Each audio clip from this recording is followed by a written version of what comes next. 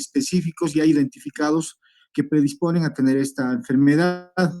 ¿En qué consiste básicamente la enfermedad diverticular de colon? En la presencia de unas herniaciones, ¿sí? Unos bladders o saculaciones en el trayecto del colon, ¿sí? En lugares determinados y por factores que los vamos a comentar más adelante. Entonces, miren, hablando un poquito de los antecedentes e historia de esta patología, fue descrita por primera vez por este médico, Littré, en el año 1700, como lesiones saculares del colon. ¿Cómo identificó Littré estas lesiones? Seguramente haciendo autopsias, ¿no? En los pacientes que habían presentado dolencias abdominales, ¿no?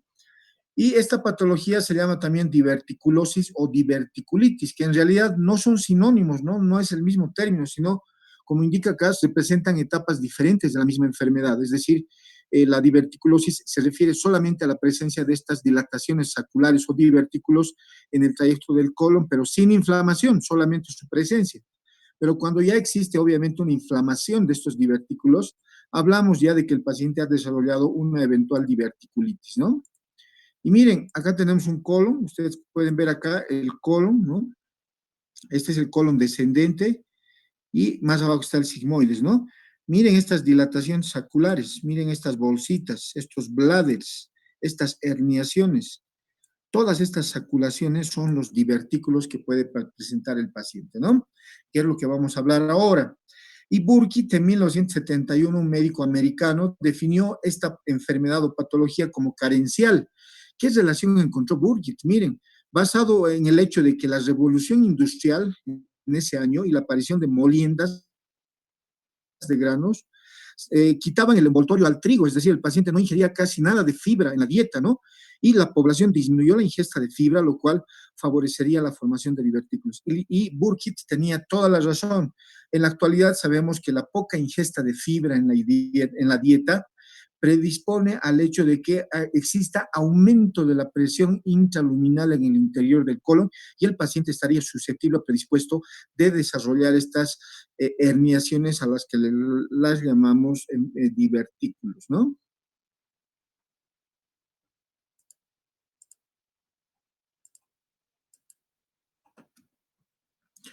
Miren, aquí están algunos conceptos, como habíamos comentado. ¿Qué es divertículo? Protrusión sacular de la mucosa a través de la pared muscular del colon, como hemos visto, ¿no? Se dice que en realidad son pseudodivertículos. ¿Por qué se dice que son pseudodivertículos? Porque solamente la herniación es de mucosa y submucosa. Habitualmente no están herniadas las capas musculares. En algunas circunstancias se dice que sí, pero la mayor parte de las veces lo que se encuentran es de que la herniación es solamente de la mucosa y de la submucosa, ¿no? ¿Y dónde ocurre la protrusión? Estas herniaciones o bladders ocurren en las áreas débiles de la pared intestinal, ¿no? Que habitualmente son las zonas interteniales. Ustedes saben que tenemos en el colon las tenias o bandeletas. Las herniaciones ocurrirían entre las tenias, que son los sitios más débiles, y también en los lugares donde ingresan las arterias y salen las venas, que son lugares de debilidad, ¿no? Entonces, ocurre en las áreas débiles de la pared intestinal, donde pueden penetrar los vasos sanguíneos. ¿Cuánto miden habitualmente estos divertículos? Habitualmente miden 5 a 10 milímetros de tamaño. Se dice que los divertículos son grandes cuando miden más de 13 milímetros de diámetro, ¿sí? Y se dice que son gigantes cuando miden más de 4 centímetros, ¿sí? Inclusive hay reportes a nivel mundial que en algunos pacientes que se han encontrado divertículos que medían 25 centímetros de diámetro. ¿Qué les parece? Obviamente son divertículos bastante grandes a los que se los denomina gigantes, ¿no?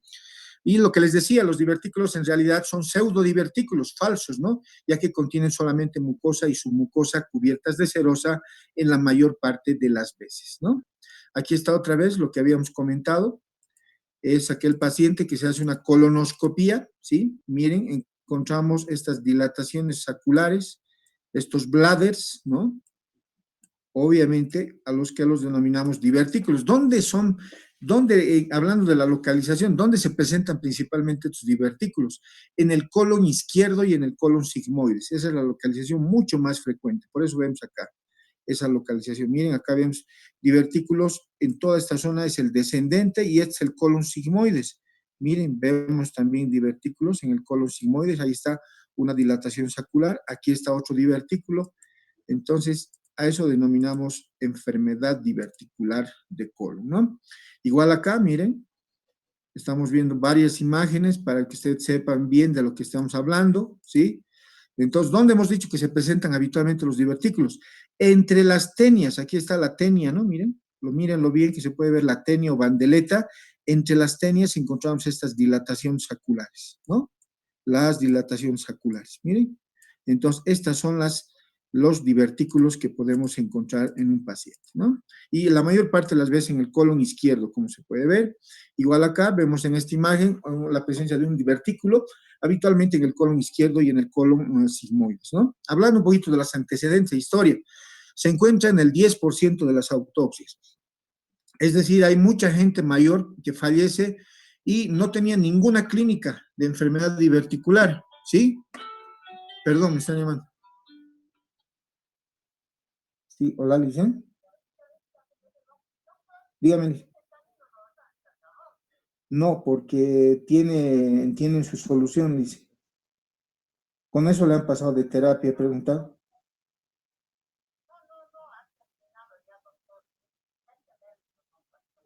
Ya, entonces, pues eso más habría que hacer, descargar, Licen, por favor.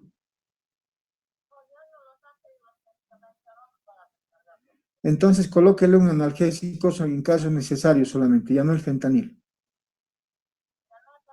Ya no el paralelo.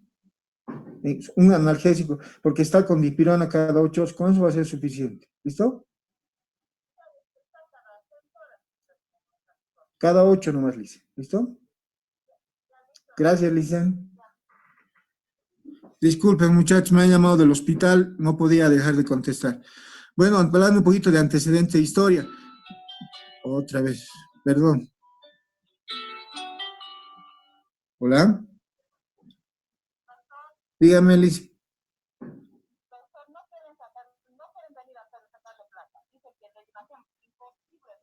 Ya, entonces anótelo en la historia, Lisen, por favor, que no quieren venir y nosotros les brindamos. ¿Listo? Gracias. Hablando un poquito de los antecedentes de historia, se encuentran en el 10% de las autopsias los divertículos. Es decir, hay mucha gente que puede tener, sobre todo gente mayor de 60, 70 o 80 años, tiene estos divertículos y no tiene ninguna signo sintomatología. Se dice de que las personas que tienen divertículos solamente en el 20 a 30% de los casos llega a tener signos sintomatología o puede llegar a tener complicaciones de los divertículos. Como les decía, es más frecuente entre los 70 a 85 años y el paciente habitualmente tiene el antecedente de ingestión escasa de fibra en la dieta, lo que les decía. ¿Cuál es la relación de la fibra y la enfermedad diverticular de colon? La poca ingesta de fibra durante la vida de un paciente hace de que haya aumentos de la presión intraluminal en el interior del colon y eso provocaría los divertículos, ¿no? Antecedente patología intestinal, que es importante. ¿A qué patología nos referimos que puede tener el paciente? Habrá que averiguarla. Al síndrome de intestino irritable, llamado también colon irritable, ¿no? Y el diagnóstico habitual es incidental, es decir, nosotros le pedimos un colon por enema al paciente o una tomografía de abdomen pensando en otra patología, ¿sí? Y encontramos también divertículos en el paciente. Un buen porcentaje del hallazgo es incidental o casual, ¿no? Hablando un poquito de la historia, ya en 1849 Cubergier da la primera descripción del proceso anatomopatológico de los divertículos, es decir, Cubergier describió de que los divertículos podían tener complicaciones que son, por ejemplo, las fístulas. El divertículo puede fistulizarse, por ejemplo, a la vejiga, entonces habló de la fistulización benigna del colon a la vejiga y este hecho fue descrito por este médico Cubergier, ¿no? En 1899, Grasser introdujo el término peridiverticulitis, es decir, Grasser indicó de que alrededor del divertículo podía encontrarse una inflamación bastante importante que sugería que la patogenia de los divertículos era la herniación de la mucosa a través de las zonas débiles en el colon, ¿no?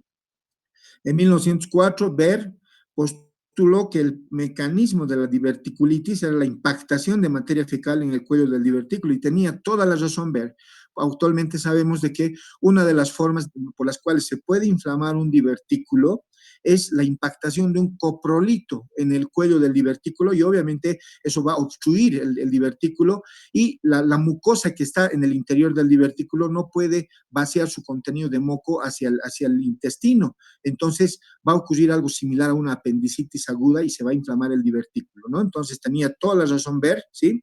En 1914, Case definió con estudios radiológicos la diverticulosis colónica, que fue un gran avance para ese entonces. En el 17, Telling y Gruner publicaron su descripción clásica de enfermedad diverticular complicada, con varios datos, ¿sí?, que se los mantiene hasta la actualidad. Y hablando un poquito de definiciones, hablamos de enfermedad diverticular, trastorno estructural del colon que se caracteriza por lo que les decía, formación de pequeñas hernias de la mucosa del colon habitualmente, sin compromiso de la capa muscular, por eso muchos médicos consideran a estos divertículos pseudodivertículos, ¿no?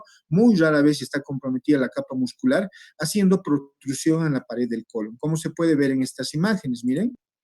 Entonces acá se puede ver, aquí están las herniaciones, miren, en los sitios débiles que habíamos comentado, ¿sí?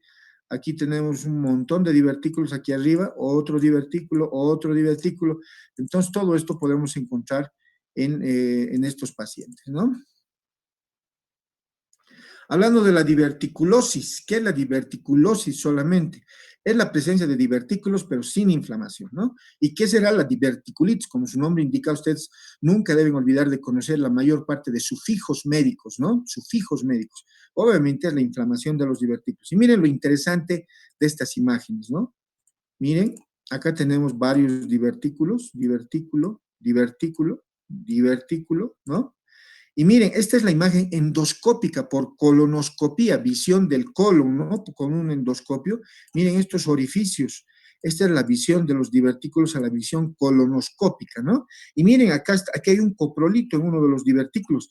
Si este coprolito sigue mucho tiempo, seguramente este paciente va a hacer una diverticulitis porque se va a obstruir el cuello del divertículo y va a actuar como en una apendicitis aguda, ¿sí? Ustedes saben de que una de las causas de la inflamación del apéndice es la impactación de un coprolito, ¿no? En un segmento del apéndice o en el trayecto del apéndice. Entonces va a haber algo similar a lo que ocurre en las apendicitis agudas, ¿no? Hablando de la frecuencia, es una patología de muy alta frecuencia en los países desarrollados. ¿Por qué creen en los desarrollados? Porque los desarrollados consumen muy poca fibra vegetal, es decir, tienen predisposición a aumentos de la presión en el interior del colon y obviamente al desarrollo de estos bladders o hernias, ¿no? Y nunca olvidar de que se presenta mucho más en las personas mayores esta patología, ¿no? Solo el 20% de los pacientes, como les decía, se tornan sintomáticos en algún momento de su vida y se estima que 2/3 de la población anciana está afectada. ¿Qué les parece? Entonces, la mayor parte de los ancianos pueden tener esta patología y no lo saben porque la mayoría son asintomáticos. Solamente el 20%, según algunas otras estadísticas, hasta el 30% se pueden tornar asintomáticos, ¿no?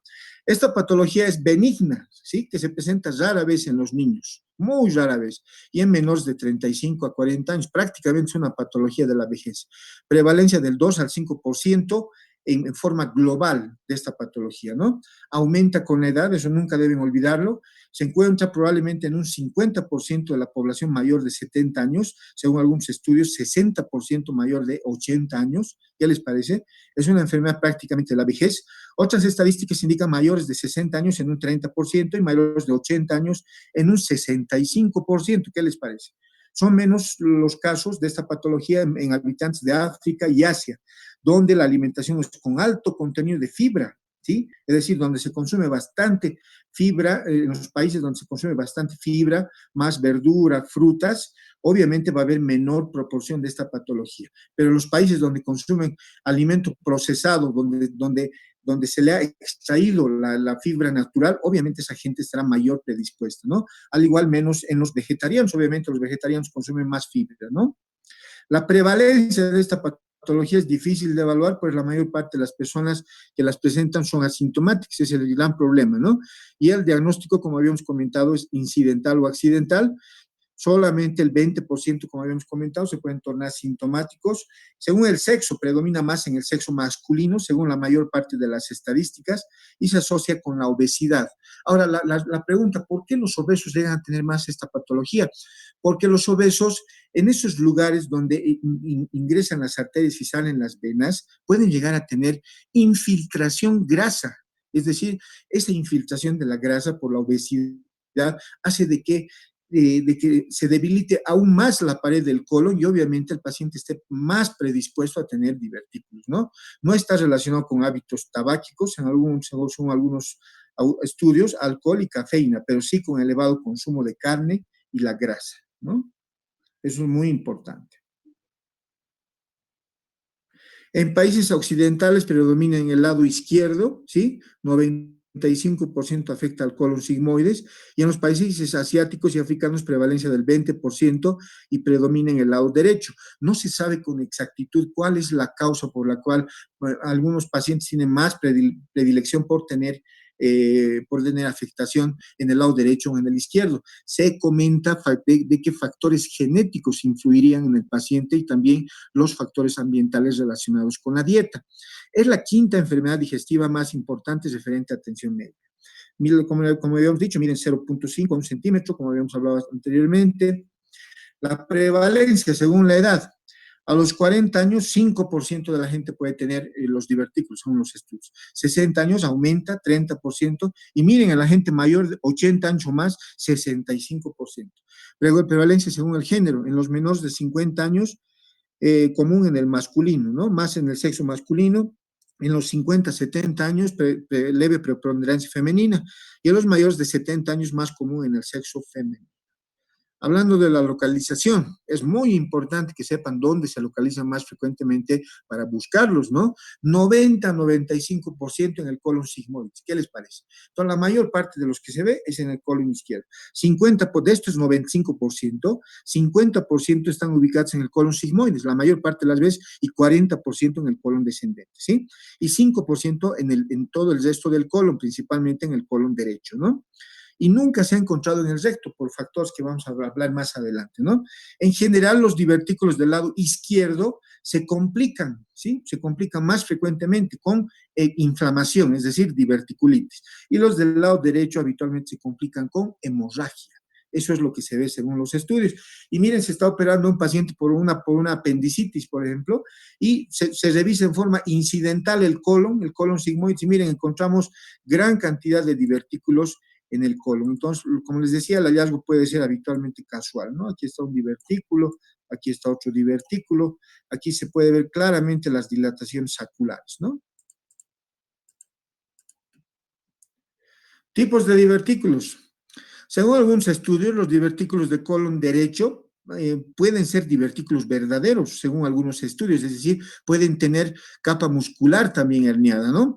Y según ese estudio son habitualmente congénitos. Esto solamente ha sido un estudio, ¿sí?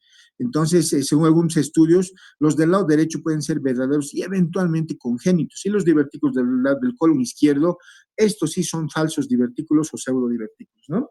Hablando de los del lado izquierdo, son falsos o pseudodivertículos, son lesiones adquiridas, aumentan con la edad, raras veces se los ve antes de los 40 años y aparecen en más del 60% de la gente mayor de 70 años, ¿no? Hablando de la clasificación clínica incluye 3 tipos de enfermedad diverticular: la no sintomática, la sintomática no complicada y la enfermedad sintomática recurrente.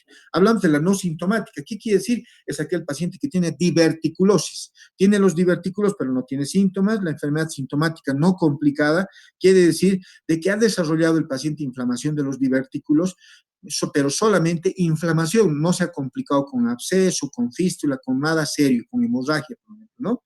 Entonces, a eso denominamos enfermedad sintomática no complicada. Y la enfermedad sintomática recurrente es aquel paciente que ya tuvo la patología anteriormente, ¿sí? Y vuelve a tener después de un tiempo. Entonces, hablamos de recurrencia de la enfermedad sintomática, ¿no?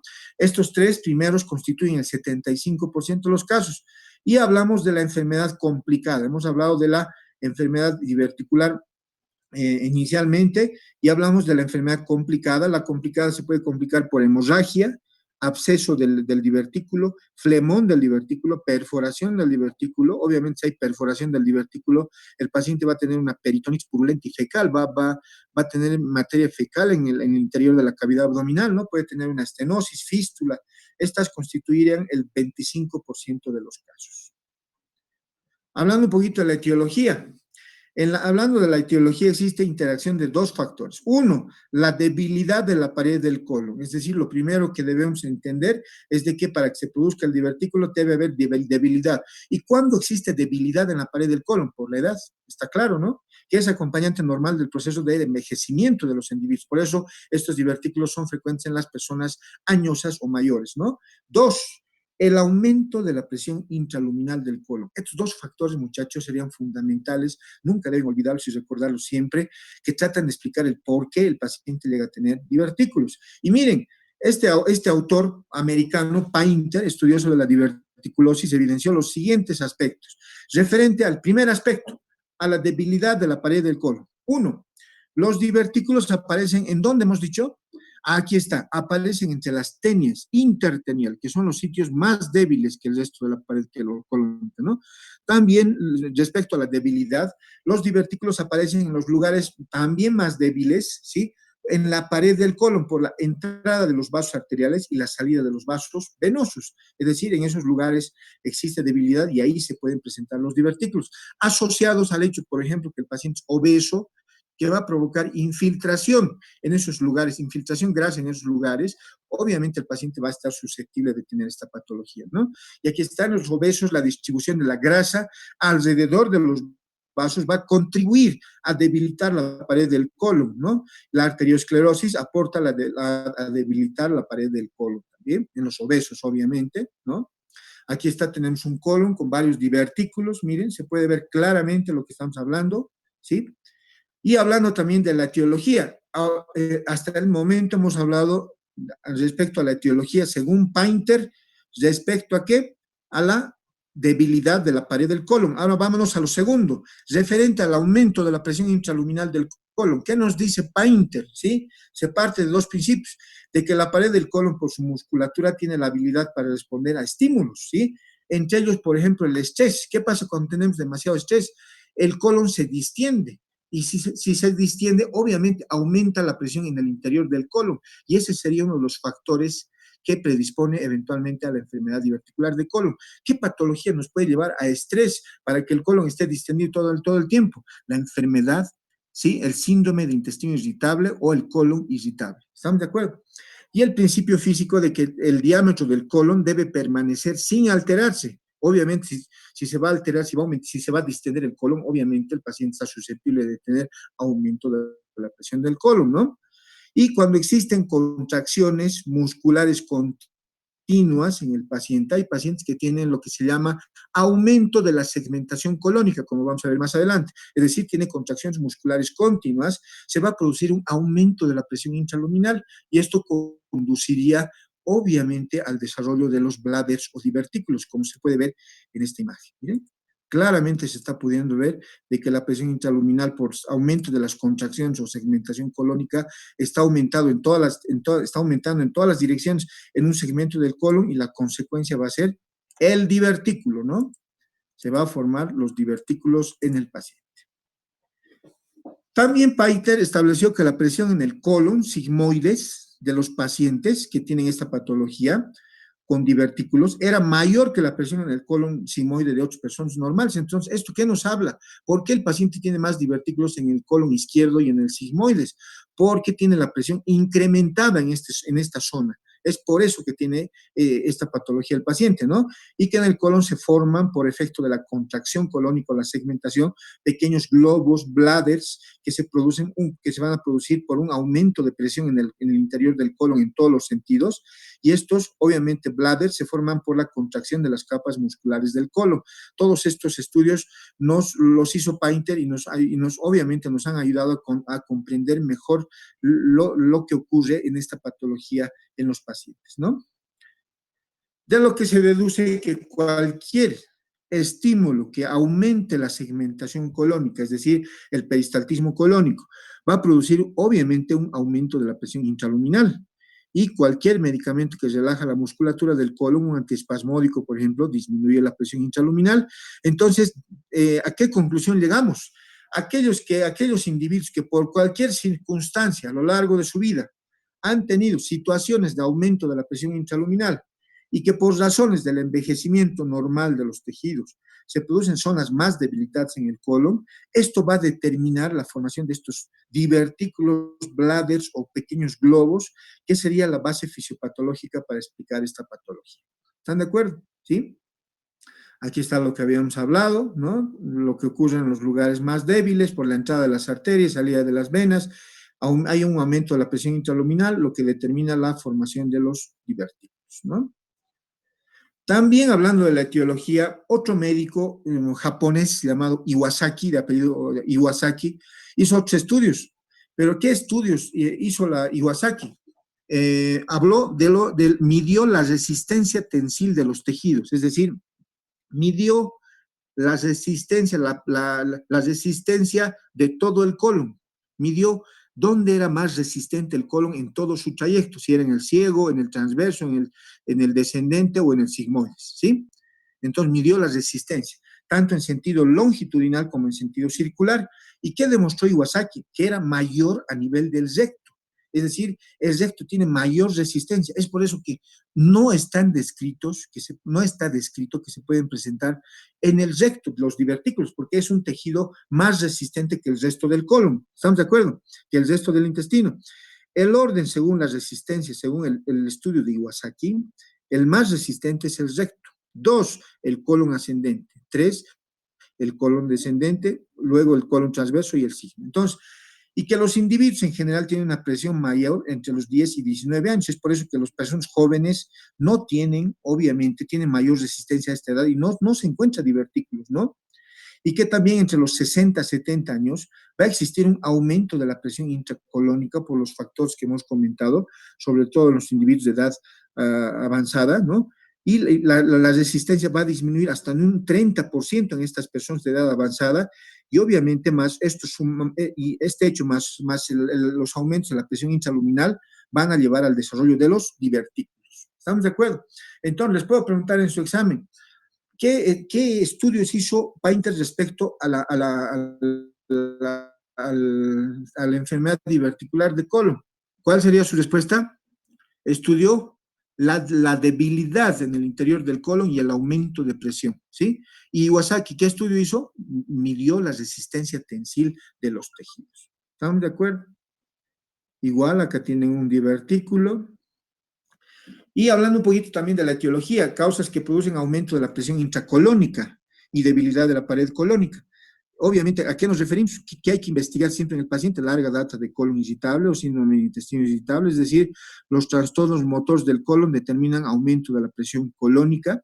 El colon irritable es un problema funcional del colon, en el cual hay hiperperistaltismo. Obviamente, eso puede condicionar el desarrollo de los divertículos. Habrá que investigar largos periodos de estreñimiento, diarrea crónica, ¿sí?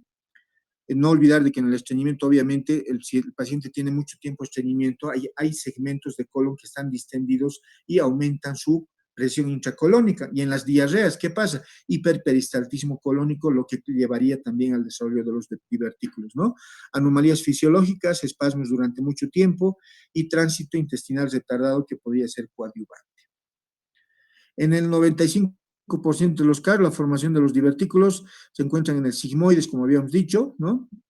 Hay el antecedente de dieta pobre en fibra, consumo de azúcar refinado, dieta alta en grasas saturadas, que va a condicionar infiltración grasa de la pared del colon y su debilidad, debilitación de las fibras de colágeno y musculares del intestino, y habrían otros factores asociados como la edad, que hemos ido comentando, ausencia de actividad física y la obesidad, ¿no?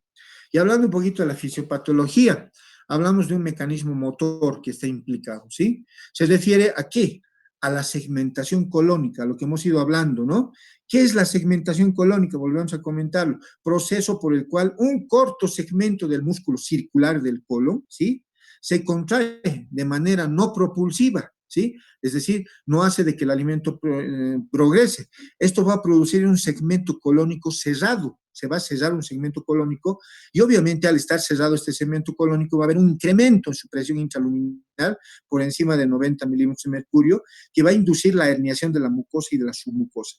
En sitios de debilidad que hemos comentado, estos pacientes tienen exagerada segmentación, ¿no? Y estas contracciones musculares segmentales enérgicas generan cámaras de alta presión donde va a ocurrir la herniación, ¿no? Además, tienen movimientos de propulsión más rápidos relacionados con el engrosamiento de la capa muscular del colon, ¿no? Aquí está lo que habíamos hablado, ¿sí? Existe contracción de un segmento colónico, perdón, va a existir contracción de un segmento colónico, ¿sí? Donde obviamente se van a producir cámaras, ¿sí? De alta presión en un segmento, miren esta cámara de alta presión, ¿sí? Y obviamente esto va a conducir a la herniación. Entonces la segmentación colónica es un muy buen hecho que trata de explicar el porqué de la presentación de esta patología, ¿no?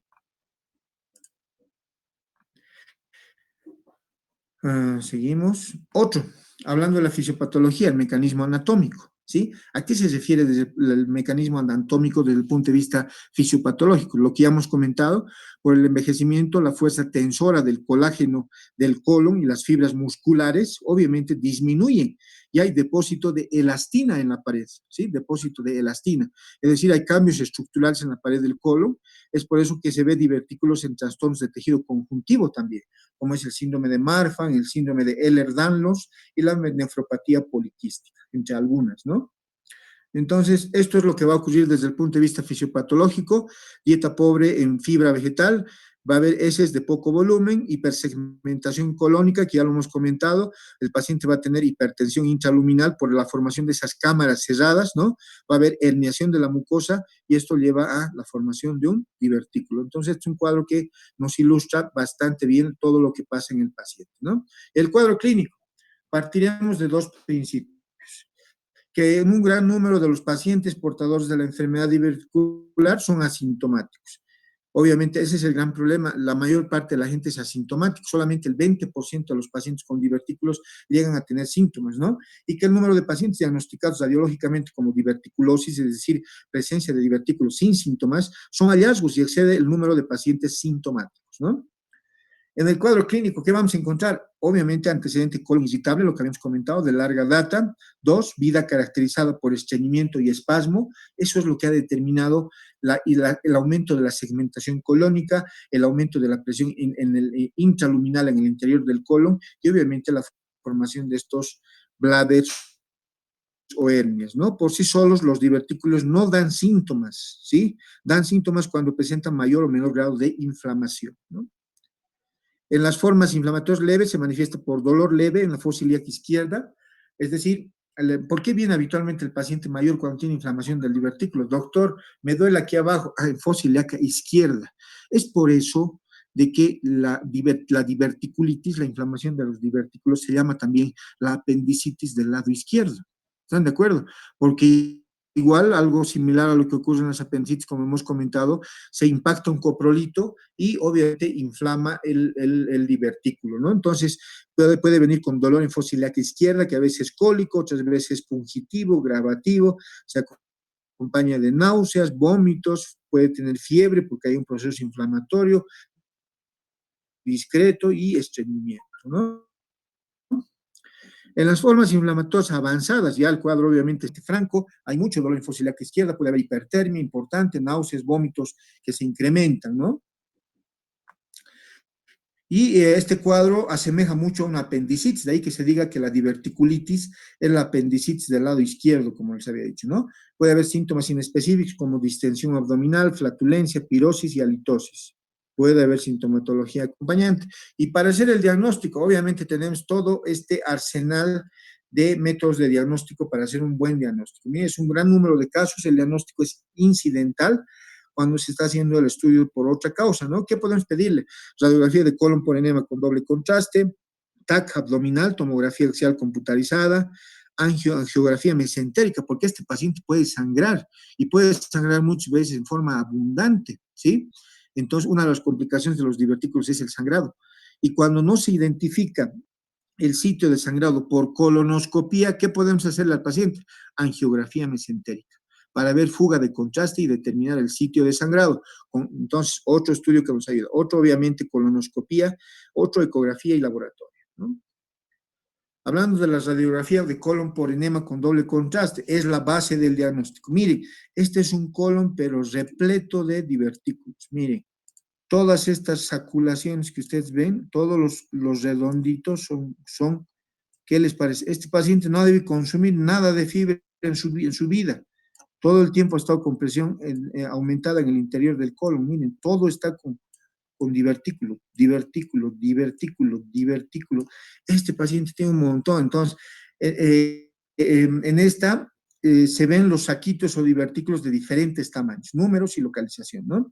En algunas oportunidades, cuando se ve de frente la placa, se confunde el divertículo con un pólipo. Entonces, ¿qué podemos hacer en estos casos? Hay que cambiar de posición, ¿sí?, al paciente y se puede hacer la diferencia, ¿no? El sitio más difícil de estudiar es el sigma porque es un órgano bastante dilatado y grande que puede dar vueltas y que puede ocasionar que se superpongan las imágenes, ¿no? Eso es lo que puede pasar, ¿no? Aquí está lo que habíamos hablado, estamos hablando de radiografía de colon por enema con doble contraste, ¿no? Y miren esto, igual acá, perdón, vamos a ir al anterior, les voy a mostrar acá. Miren la gran cantidad de divertículos, divertículo, divertículo, divertículo, divertículo, divertículo. Miren la gran cantidad de divertículos que tiene este paciente, ¿no? Entonces, en caso, cuando se hace un segundo estudio radiográfico, resulta que el divertículo ya no se encuentra. Esto debido a que el edema que se produce en el cuello no deja pasar el contraste. Es algo que puede pasar. Y miren, ¿qué les llama la atención en esta placa? Esto es colon descendente, esto que les estoy mostrando es el descendente y esto es el sigmoides. Pero en recto, ¿qué es esto? ¿Ven divertículos? No hay. Entonces, los estudios de Iwasaki, ¿no? Iwasaki tenía toda la razón, ha medido la resistencia tensila en los tejidos. El recto es un tejido más resistente, tiene tejido más resistente y habitualmente no se encuentran divertículos. Obviamente, no olvidar de que en medicina nada es absoluto, todo es relativo, ¿no? Y miren acá, igual con un enema varitado, la gran cantidad de divertículos que vemos, ¿no? Miren, divertículo, divertículo, divertículo, divertículo, divertículo, divertículo. ¿Qué les parece? Un montón de divertículos. Igual este paciente no debe ingerir casi nada de fibra en su dieta, ¿no? Durante su vida. Igual acá, miren lo bien que se ven los divertículos. Seguramente ya los están pudiendo ver mejor, ¿no? Divertículo, divertículo, divertículo, divertículo. ¿Qué les parece? Igual acá, miren la gran cantidad de divertículos que se ven en toda esta zona, igual en esta zona, gran cantidad de divertículos. Igual que acá, dos divertículos, divertículo, divertículo, divertículo. Miren la gran cantidad de divertículos. Es decir, todas estas radiografías de colon por enema con doble contraste son de personas mayores, ¿no? Igual acá, miren, se puede ver gran cantidad de divertículos. Aquí vemos un gran divertículo, aquí otro divertículo, aquí otro divertículo, aquí divertículo, aquí divertículo, o sea, un montón de divertículos, ¿no? Igual acá vemos bastante cantidad de divertículos. Igual acá es cuestión de ponerse a ver un rato y se encuentran gran cantidad de divertículos, ¿no? Igual acá, ¿no? Se pueden ver bastantes divertículos. Por ejemplo, en esta placa, ¿dónde ven divertículos? Yo veo divertículos acá. Les voy a mostrar. Aquí veo un divertículo, ¿sí? Después, aquí veo otro divertículo, ¿sí? Después, aquí veo otro divertículo. Entonces, como verán, se ven. Y este es el recto. A partir de aquí, más o menos, es el recto. ¿Ven divertículos en colon, en recto? No. Habitualmente no se ven divertículos en el recto, ¿no? Acá, ¿dónde se ven divertículos? ¿Está claro? Miren, aquí veo un divertículo. Aquí veo divertículo, divertículo, divertículo. Entonces, como verán, es cuestión de ver un cacho y se pueden ver gran cantidad de divertículos. Hay que ser minucioso, ¿no? Igual acá, miren. Vemos acá, colon por enema. Miren el gran divertículo. Miren este divertículo. Grande este divertículo. puede haber divertículos grandes, ¿no? Entonces, lo que les decía. Y miren, se hace una placa de abdomen a un paciente que vino con dolor abdominal, ¿sí? Y tenemos esta imagen. Y uno se pregunta, ¿no? ¿Qué es? Miren, todo esto es el divertículo. Todo esto es el divertículo. Es una gran cámara de aire. Igual acá, miren. Todo esto es el divertículo. Entonces, un divertículo de entre 15 y 20 centímetros. Se puede encontrar estos divertículos. No es raro encontrar estos divertículos, ¿no? Y el otro estudio que podemos pedirle, TAC, evalúa tanto el intestino como el mesenterio, con una sensibilidad del 69 al 98% y una especificidad del 75 al 100, ¿no? Los hallazgos pueden ser engrosamiento de la pared, divertículos y abscesos asociados, ¿no? Igual acá, hacemos una TAC a un paciente, ¿no? Aquí está el divertículo, claramente se lo puede ver, TAC con contraste, ¿no? Entonces podemos tener estas imágenes. Igual acá, miren, hacemos un TAC al paciente.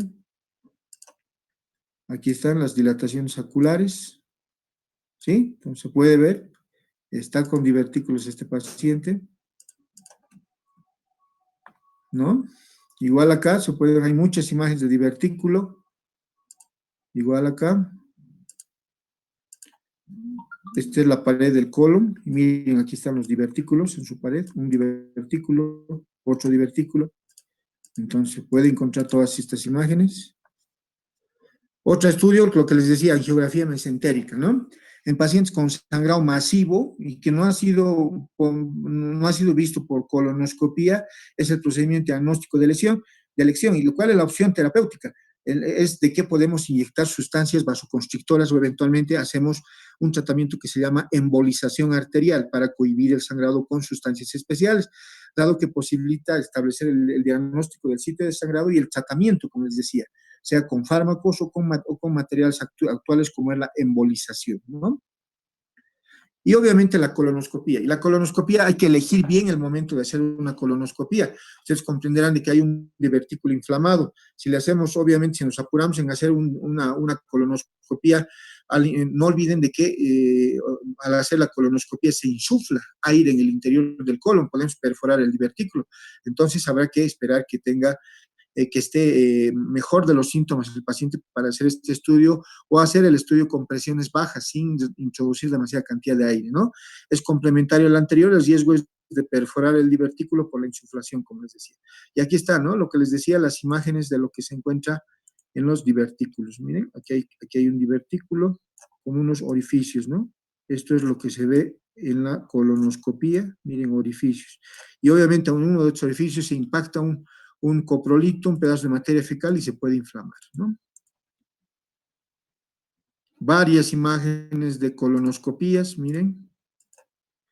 Aquí están los divertículos, 1, 2, 3, 4, 5, miren, aquí hay otro divertículo, así. Podemos buscarlos y encontrar un montón de divertículos.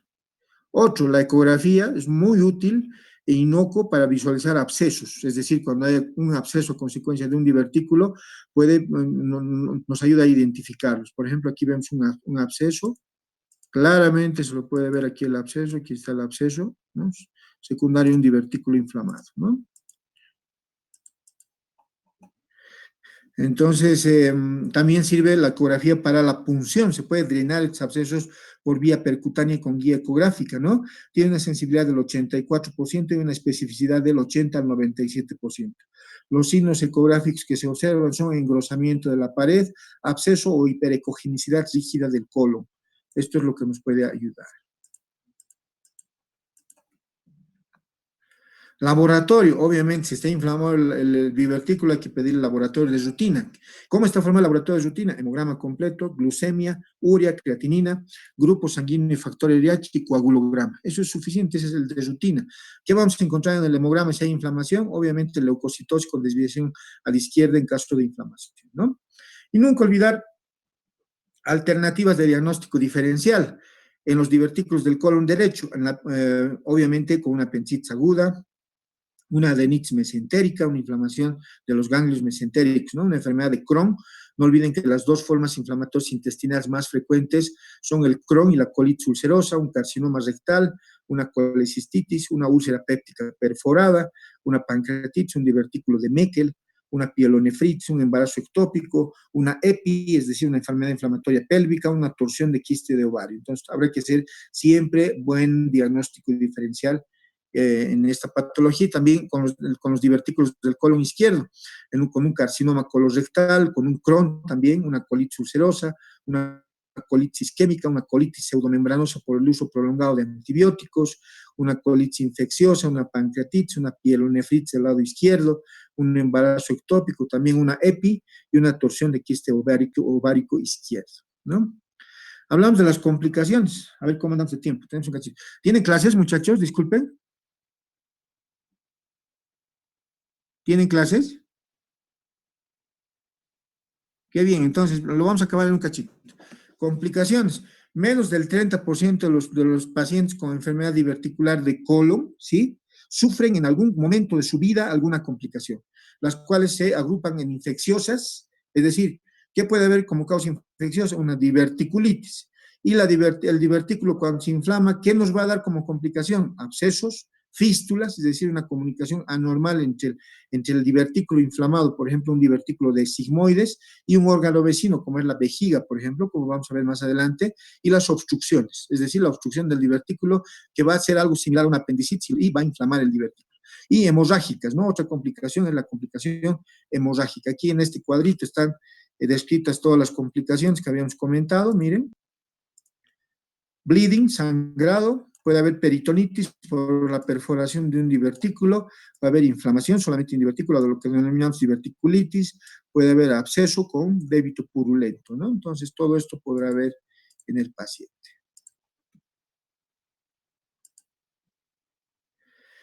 Hablamos de la diverticulitis aguda.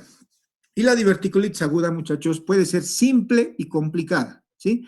Simple en el 75% de los casos, es decir, cuando se inflama el divertículo, pero no da absceso, no da fístula, no da hemorragia. ¿Estamos de acuerdo? Entonces, diverticulitis simple en el 75% de los casos. ¿Listo? Se inicia con una obstrucción del cuello del divertículo por un coprolito, como habíamos comentado, lo cual va a llevar a la inflamación y a la absedación con posterior micro-macro perforación. ¿Sí? Y para valorar una diverticulitis aguda, lo que estamos hablando, existe a nivel mundial, se está utilizando esta clasificación, se llama la clasificación de Hinchey desde 1978, que ha sufrido varias modificaciones, como vamos a ver más adelante, ¿no? Plantea 4 estadios evolutivos. 1, absceso confinado al espacio pericólico o mesentérico. ¿Qué les parece? Pericólico o mesentérico. 2, compromiso retroperitoneal, intraabdominal o pélvico, resultando en una peritonitis localizada, ¿sí? Pero todavía no hay perforación. 3, peritonitis purulenta, generalizada ya, causada por la ruptura del absceso, pero no comunicante a la luz intestinal. Y la 4, peritonitis fecal, cuando ya se perfora, comunicante con la luz intestinal. Miren, vamos a ir viendo el grado 1. Miren, hablamos del grado 1. Aquí está. Absceso confinado al espacio pericólico o mesentérico. Perdón.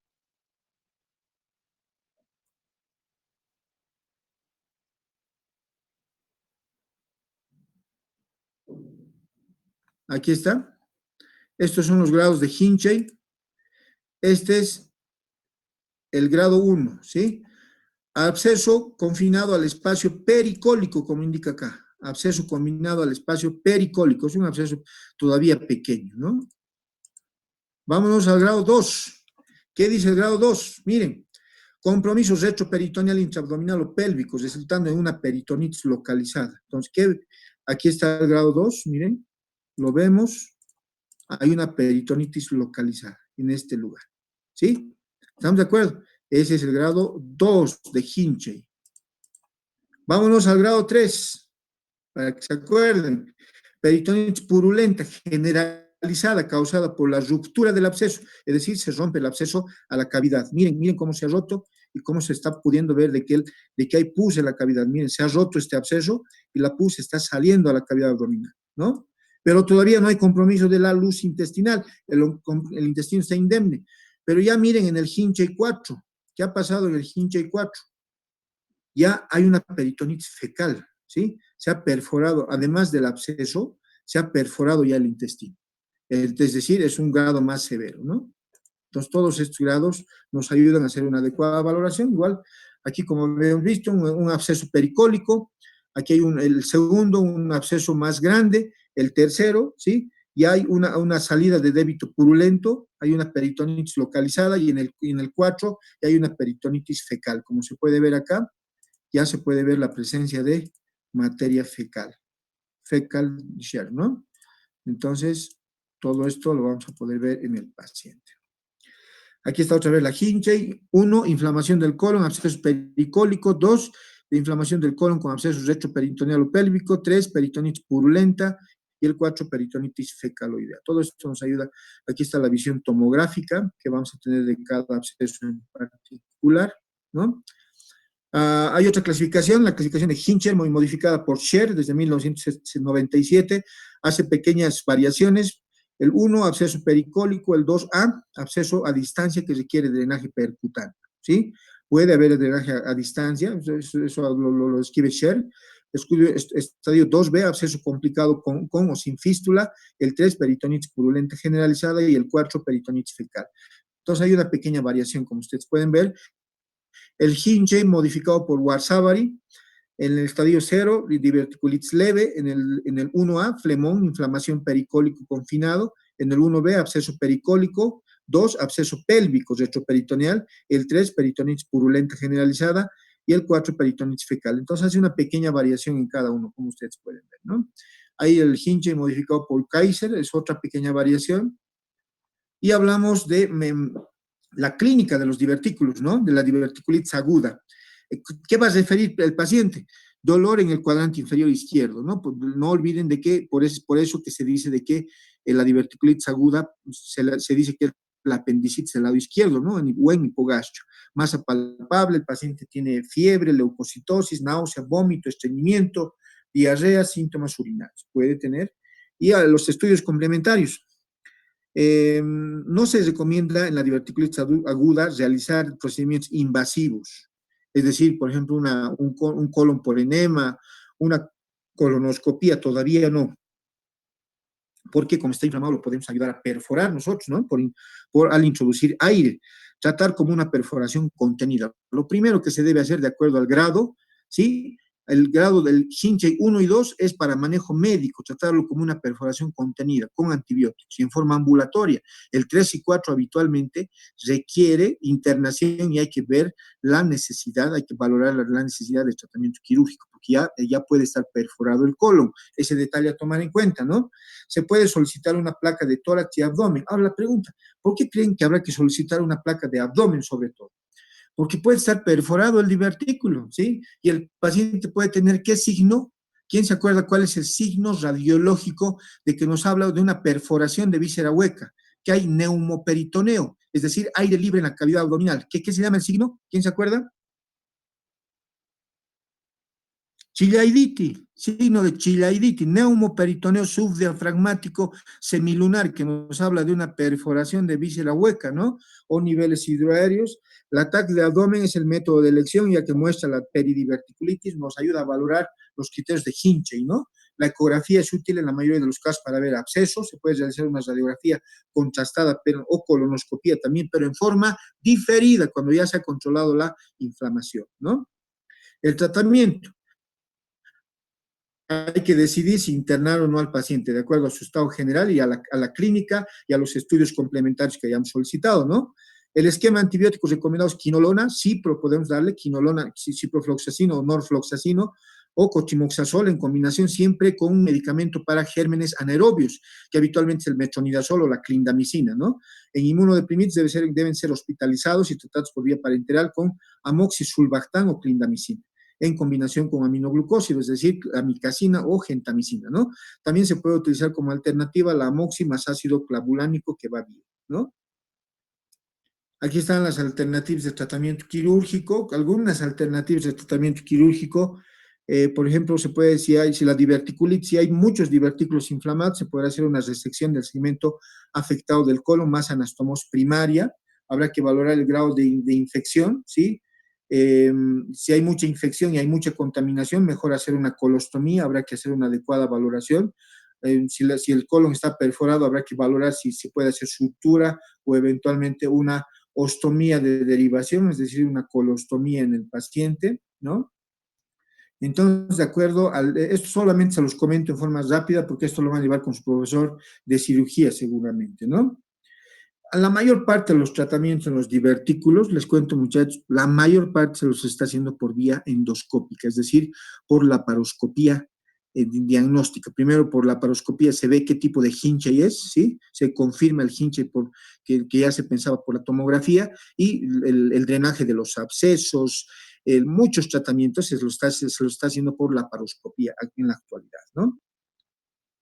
Y obviamente en los casos complicados donde hay perforación ya convendrá hacer una operación de Hartmann, ¿no? ¿Alguno de ustedes me puede decir los pasos de la operación de Hartmann? ¿Alguno de ustedes me puede decir los pasos de la operación de Hartmann? ¿Y en qué caso está indicada? Habitualmente la Hartmann, muchachos, la hacemos en un vólvulo de sigmoides o en un cáncer de colon, ¿no? Los pasos son delimitación del segmento a resecar. Se dice, desde aquí hasta aquí voy a resecar el colon, ¿sí? Primer paso. Dos, si el colon está obstruido, hay que detorsionar, es decir, volver a su lugar al colon, ¿no? Obviamente hay que desobstruir. Segundo paso, entonces, desobstruir. Tercer paso, ¿cuál será? Tratamiento del mesenterio del intestino grueso. Hay que tratar los vasos mesentéricos. Cuarto paso o quinto paso, no sé, hay que cerrar el muñón distal y quinto paso, colostomía del muñón proximal. ¿Están de acuerdo? Cierre del muñón distal el anterior paso y colostomía del muñón proximal. Esos son los pasos de la operación de Hartmann. Eso ya lo debe ver usted con su profesor de cirugía, ¿no? Complicaciones de los divertículos. Y tiene dos alternativas. Que se perfora la cavidad peritoneal, pudiendo ser hacia la cavidad libre, o sea, ocasionando una peritonitis, ¿no? Generalizada, o eventualmente hacia un segmento donde el colon está más o menos protegido. Es decir, primero el paciente ocasiona, produce, desencadena, se adhiere, se plastrona a un órgano vecino, que puede ser habitualmente, por ejemplo, la vejiga, ¿sí? Y cuando se adhiere a la vejiga, en el transcurso del tiempo, ¿qué puede pasar? Se perfora, al estar adherido se perfora. Y no solamente se puede perforar, sino también se puede fistulizar, como vamos a ver más adelante. Entonces, otra complicación, perforación del divertículo. Se puede perforar hacia la cavidad o eventualmente hacia un órgano vecino, ¿no? Aquí está. Otra alternativa que se perfora hacia una víscera vecina, lo que les decía, ¿no? Cada uno de ellos con su sintomatología propia. Los órganos más afectados con los cuales se puede fistulizar y giga, lo que les decía, a la vagina dándonos fístulas. Ahí tiene un intestino perforado, ¿no? Aquí también vemos un divertículo perforado, les voy a mostrar. Aquí vemos un cráter, hay un divertículo que se ha perforado, ¿no? Esto es una peritonitis por divertículo perforado. Miren el epíplon cómo está completamente engrosado. Otra complicación, absceso. Debe ser sospechado en todo paciente con curso tórpido, ¿no? Es decir, que el paciente que tiene fiebre persistente, dolor, masa palpable, que no está cediendo con el tratamiento instaurado, ¿no? La localización puede ser pericólica o a distancia, pelvis, retroperitoneo o hígado. El tratamiento. El 90% de los abscesos pericólicos pequeños responden bien a los antibióticos y manejo conservador. Y a los abscesos que no están respondiendo bien al tratamiento, ¿qué se puede hacer? Drenaje del absceso por vía percutánea con guía ecográfica o tomográfica o drenaje por vía laparoscópica. Aquí está el absceso. ¿Bien? ¿Lo pueden ver el absceso? Ahí están el colon con divertículos y aquí está el absceso. El drenaje percutáneo de los abscesos es el tratamiento de elección para las colecciones simples bien definidas.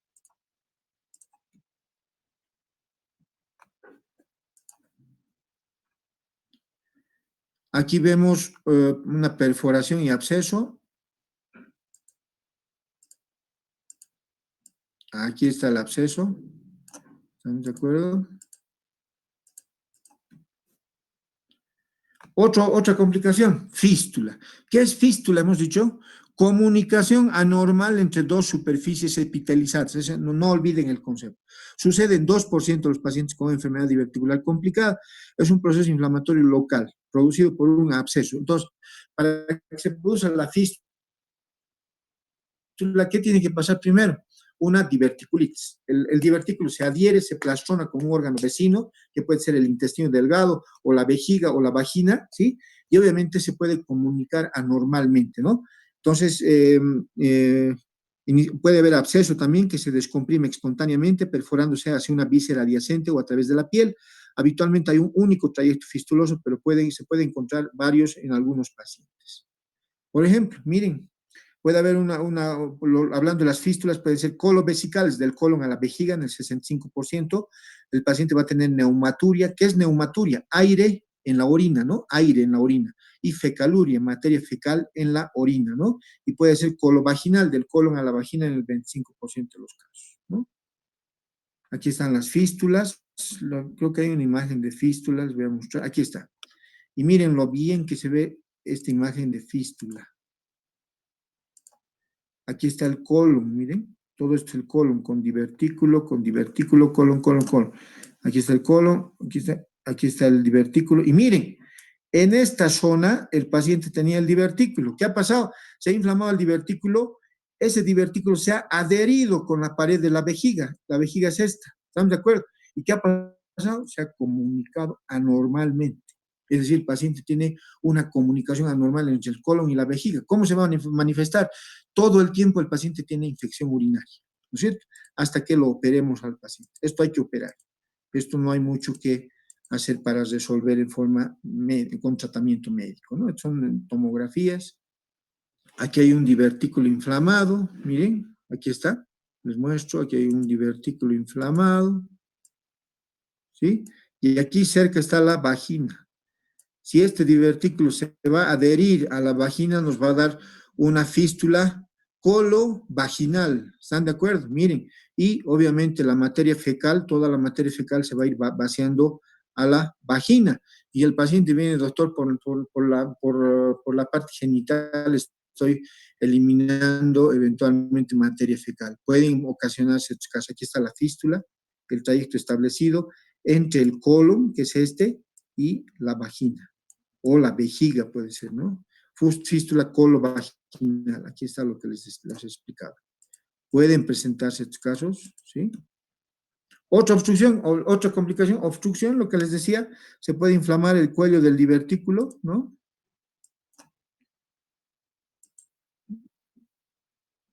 Aquí está.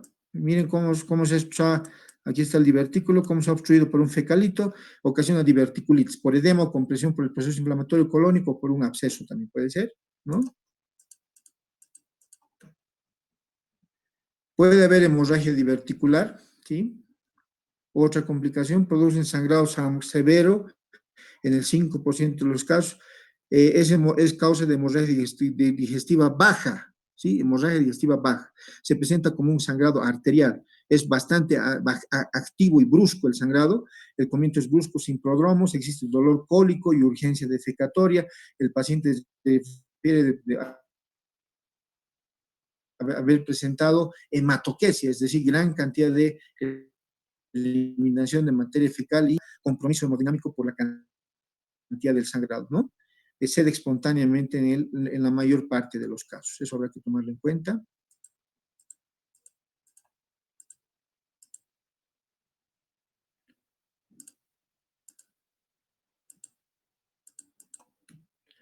Seguimos. Hemorragia, ¿no? El protocolo de diagnóstico sugiere descartar causa de sangrado del tracto superior, es decir, hemorragia digestiva alta, con sonda nasogástrica o con endoscopía, ¿no? Se puede también iniciar estudio de medicina nuclear, una gammagrafía para ver el sangrado, para el diagnóstico topográfico, ¿no? Luego continuar con angiografía, lo que les decía, se puede hacer angiografía mesentérica, ¿no? Con intención terapéutica que se llama embolización. Y miren, aquí vemos imágenes endoscópicas de sangrado. Miren, el colon lleno de sangre, divertículo, aquí tenemos divertículo, miren, divertículo, divertículo, entonces habrá que ver dónde está sangrando el paciente. Podemos tener estas imágenes. Igual, varias imágenes de colon con sangrado, ¿no? Aquí vemos una imagen de un colon con coprolito.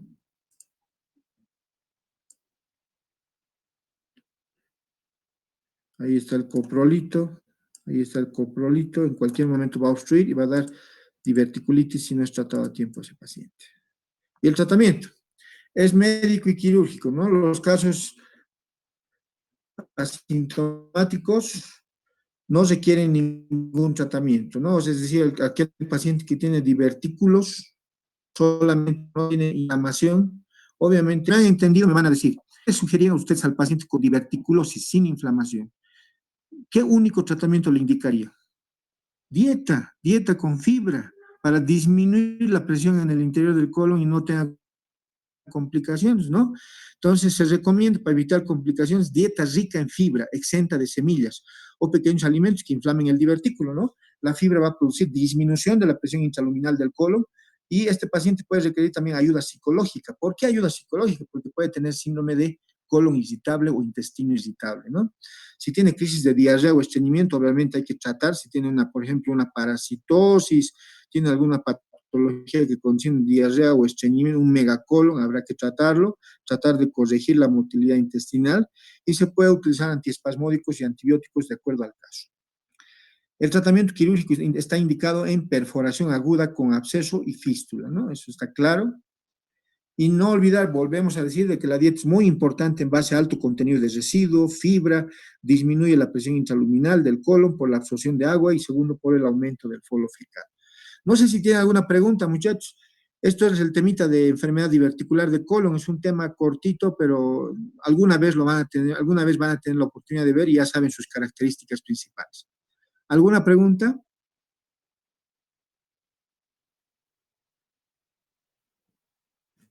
¿Alguna pregunta, muchachos?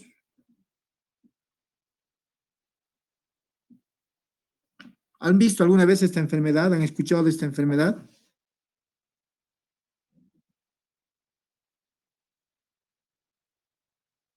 ¿Alguna pregunta, muchachos?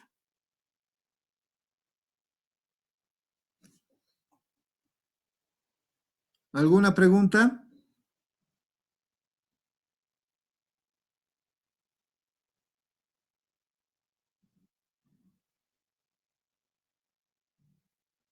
Ustedes, a manera de comentario, les cuento, muchachos. Ustedes se acuerdan de Sandro, ¿no? Del cantante Sandro, ¿sí? Yo tuve la oportunidad de vivir un tiempo en Argentina y cuando vivía en Argentina a Sandro lo estaban preparando para hacerle un trasplante de pulmón, un trasplante pulmonar bilateral, ¿sí? Porque era terriblemente fumador Sandro y tenía fibrosis pulmonar bilateral, tenía silicosis, estaba muy mal, estaba con insuficiencia respiratoria, entonces concluyeron que debían hacerle un trasplante pulmonar. Pero ¿qué pasaba? Le hacían estudios y todo el tiempo, para un requisito para que el paciente se opere de un trasplante, un requisito fundamental es de que no tenga infecciones en su organismo. ¿Y qué pasaba con Sandro? Todo el tiempo estaba con infección urinaria. Le hacían tratamiento antibiótico, se controlaba la infección, a los 5 días, cuando ya querían operarlo del trasplante, otra vez le hacían estudio, otra vez con infección, otra vez con infección. Entonces decían, ¿por qué tanta infección? Al final le hicieron un estudio de colon por enema con doble contraste y una colonoscopía, y Sandro tenía un montón de divertículos en el colon, y uno de los divertículos se había fistulizado hacia vejiga, ¿sí? Y es por eso que Sandro, o sea, todo el tiempo tenía pasaje de materia fecal del colon hacia la vejiga, todo el tiempo, y por eso tenía infecciones urinarias a repetición. Entonces, primero tuvieron que operarlo de la fístula y obviamente recién controlaron la infección urinaria adecuadamente y recién pudieron operarlo del trasplante pulmonar. Esto les comento a manera de anécdota, de comentario. Yo pude verlo esto en Argentina cuando trabajaba allá. ¿Listo? ¿Alguna otra pregunta, muchachos? Bueno, si no tienen ninguna pregunta, nos veríamos la siguiente semana, muchachos.